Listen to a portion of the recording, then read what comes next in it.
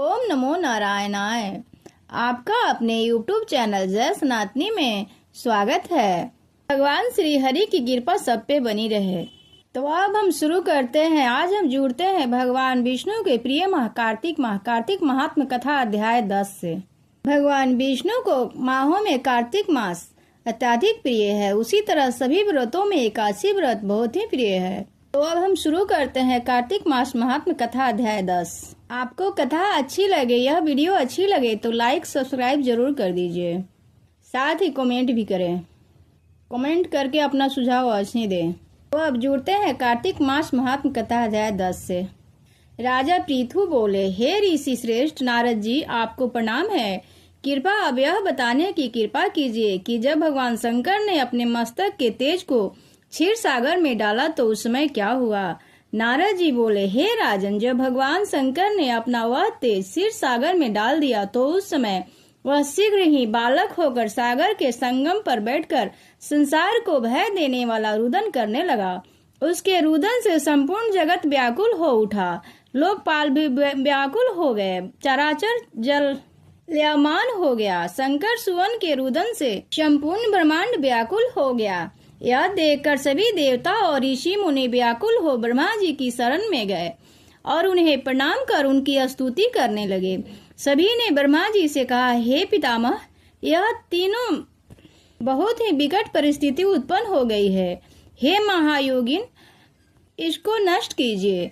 देवताओं के मुख से इस प्रकार ब्रह्मा जी सुनकर सत्यलोक से उतरकर उस बालक को देखने के लिए सागर तट पर आए। सागर ने ब्रह्मा जी को आता देकर उन्हें प्रणाम किया और बालक को उठाकर उनकी गोद में दे दिया। आश्चर्यचकित होते हुए ब्रह्मा जी ने पूछा, हे सागर, यह बालक किसका है? शीघ्रता पूर्वक कहो। सागर विनम्रता पूर्वक बोला, प्रभो, यह तो मुझे ज्ञात नहीं है, परंतु मैं इतना अवश्य जानता हूँ कि यह गंगा सागर के संगम पर प्रकट हुआ है। इसलिए हे जगत गुरु, आप इस बालक का जात कर्म आदि संस्कार कर दें। इसका जात का फल बताइए। नारद जी राजा पृथु से बोले, सागर ब्रह्मा जी के गले में हाथ डालकर बार बार उनका आकर्षण कर रहा था। फिर तो उसने ब्रह्मा जी का माला इतनी जोर से पकड़ा कि उसे पीड़ा होने लगा। ब्रह्मा जी की आंखों से अश्रु टपकने लगे। ब्रह्मा जी ने अपने दोनों हाथों का जोर लगाकर किसी प्रकार सागर से अपना गला छुड़वाया और सागर से कहा, हे सागर, सुनो, मैं तुम्हारे इस पुत्र का जातक फल कहता हूँ। मेरे नेत्रों से जो यह जल निकला है, इस कारण इसका नाम जलंधर होगा। उत्पन्न होते ही यह तरुण अवस्था को प्राप्त हो गया, इसलिए यह सब शास्त्रों का परगामी, पराक्रमी, महावीर, बलशाली, महायोद्धा और रण में विजय प्राप्त करने वाला होगा। यह बालक सभी दैत्यों का अधिपति होगा। यह किसी से भी पराजित न होने वाला तथा भगवान विष्णु को भी जीतने वाला होगा। भगवान शंकर को छोड़कर यह सबसे अवध्य होगा। जहाँ से इसकी उत्पत्ति हुई है वह वहीं जाएगा। इसकी पत्नी बड़ी पतिव्रता और सौभाग्यशालिनी, सर्वांग सुंदरी, परम मनोहर, मधुर वाणी बोलने वाली तथा शीलवान होगी।